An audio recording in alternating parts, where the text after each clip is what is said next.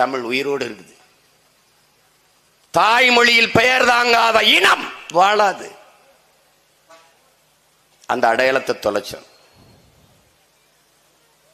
பெருமை அப்படி வச்சா அது ஒரு நாகரிகமா இருக்குதுன்னு நினைச்சோம். எது நாகரிகம்னே தெரியாத கூட்டமா மாறணும். நம்ம யார்? உலகத்துக்கு நாகரிகத்தை கற்றுக் கொடுத்த இனத்தின் மக்கள்.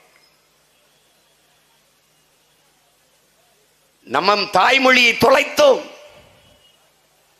அது சிதைந்து அழிகிறது என்று தெரியாமலே சிதைத்து அழித்தோம். அழிப்பவனுக்கு அதிகாரத்தை கொடுத்தோம். அது இன்னும் இன்னும் கேவலமான அடிமைத்தனம்.